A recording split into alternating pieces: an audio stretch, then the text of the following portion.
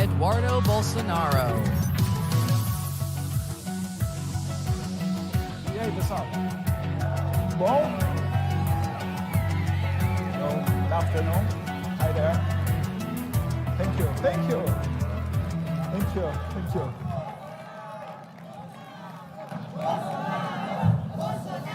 Thank you. I think we have some Bolsonaro supporters here. The great Brazilian community. I'm very happy to be here. Good afternoon, CPAC. How are you doing? It's great to be here in the land of the free and the home of the brave. I know many of you are well aware of the risks posed by unelected judges interfering with the policies of a duly elected president. Even we have all heard Elon Musk call it out. We've all heard Vice President J.D. Vance sound the alarm. And of course, we've all heard President Trump repeatedly warn that judicial overreach threatens not just his presidency, but the very foundation of the American democracy. Well, I come from the future, and I know exactly how this story can end. Okay, maybe not the future, but I come from Brazil, which is not that different, as my country has become a laboratory for censorship and judicial authoritarianism. Since 2019, it's been used as a testing ground for the judicial weaponization against conservative, libertarians, and Christians, always under the noble pretense of protecting democracy, fighting misinformation, and stopping extremism, while in reality, silencing dissidents, controlling narratives, and criminalizing opposition. We continue to face the dire consequences of this experiment every day. Just 3 days ago, my father, former president of Brazil, Jair Bolsonaro, was formally charged by the Attorney General of the current socialist government with allegedly orchestrating a coup, a Disneyland coup d'etat, as some might call it. Without weapons, without a plan, and while he wasn't even in Brazilian territory, but in Orlando, probably debating strategy with Goofy and taking national security advices from Mickey Mouse, maybe. It's really the Disneyland coup d'etat. There is no other word to talk about it. This baseless accusation, entirely devoid of evidence, is nothing more than a tool to neutralize political opposition. It mirrors the same tactics used against the opposition in Cuba, Venezuela, and Nicaragua.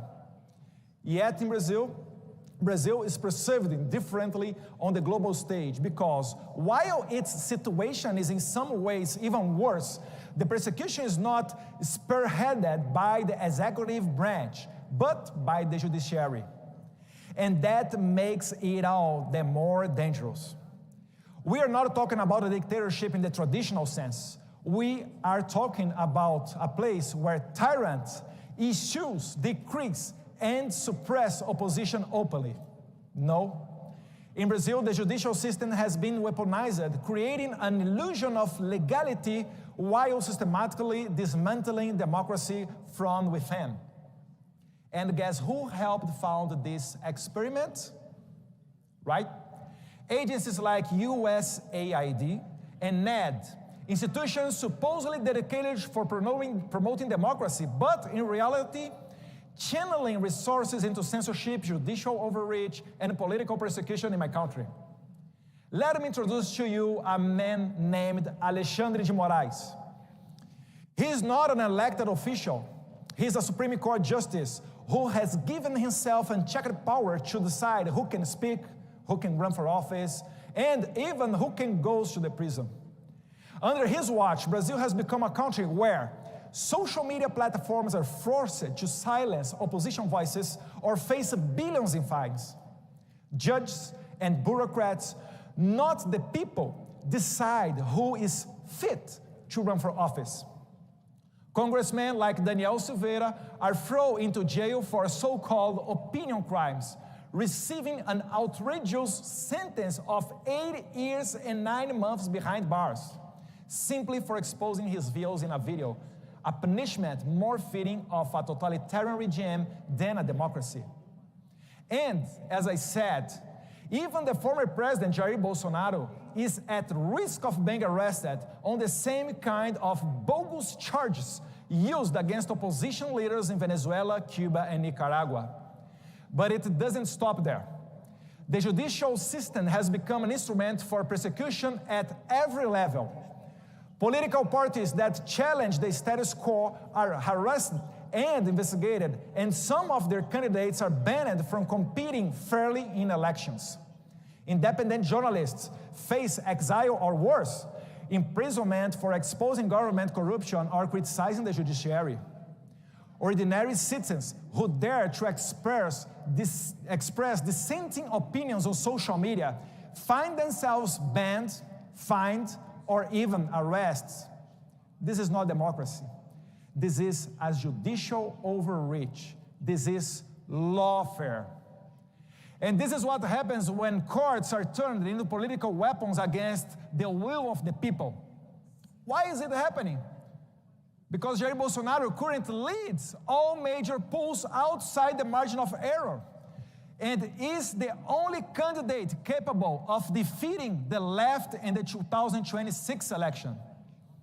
If he is kept out of the race, Brazil will fall completely under China's influence. There is no doubt about that, and Brazil cannot be overlooked. With over 200 million people, the largest economy in Latin America, and the land mass nearly the size of the United States, its geopolitical and economic importance is undeniable. China recognized this and is actively working to pull Brazil deeper into its sphere of influence. And while you might think, this is just a Brazilian problem, it's not. This has many ramifications and has already spilled over into the United States. Here are 3 examples that should concern every American citizen. Number 1, Jason Miller's detention in 2021. An American citizen, advisor to President Trump, was detained in Brazil under politically motivated orders. His crime? Attending CPAC Brazil and supporting free speech. Number 2, Elon Musk's persecution. He was added to an illegal fake news investigation. That's right. Elon Musk is under investigation in Brazil. You should be, I don't know, maybe scared with him if he go around here, if he come around here. Threatened with billion-dollar fines and saw his company X banned in Brazil, all because he refused to comply with government censorship demands. The deep state scandal at CBP involving a Brazilian national. Number 3, Brazilian authorities in collusion with American bureaucrats manipulated U.S. immigration records to fabricate justification for the unlawful imprisonment of Felipe Martins, a former national security advisor to my father. He was subjected to solitary confinement, psychological coercion, and inhuman treatment in an attempt to extract statements that could be used to incriminate President Bolsonaro. So, think about it. If they can detain and silence American citizens, if they can control a country as large as Brazil, if they can manipulate official U.S. government's records to imprison a political opponent abroad, what else they can do? What stops them from doing the same to help terrorists, drug cartels, or transnational criminals? And more importantly, if they could do all of this outside of the United States, what makes you think they wouldn't try to replicate it within? This has gone too far.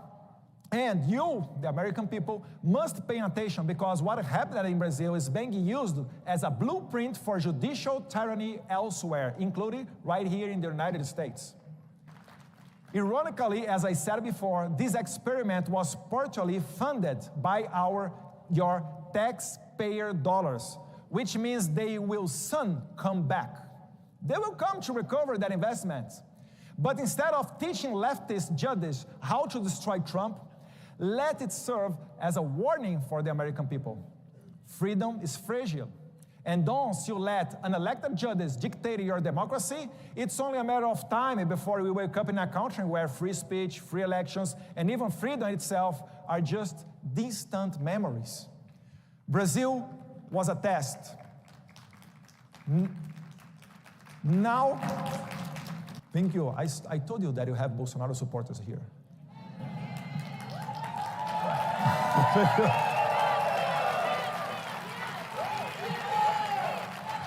Now they are applying the same formula elsewhere, including here in the United States, and we need to fight back, just as President Trump is doing through his legal team and in partnership with Rumble by filing a lawsuit against Alexandre de Moraes for censoring and sanctioning American businesses and citizens. This legal battle will set a crucial precedent not just for Brazil, but for the future of the free speech and democracy in the United States as well. The globalist playbook is in full effect. If you don't fight back now, you will be the next. Learn from Brazil before it's too late.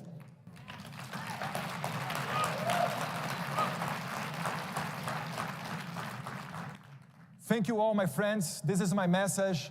Pray for my father. Pray for the Brazilians that are in prison now, our January 8th guys.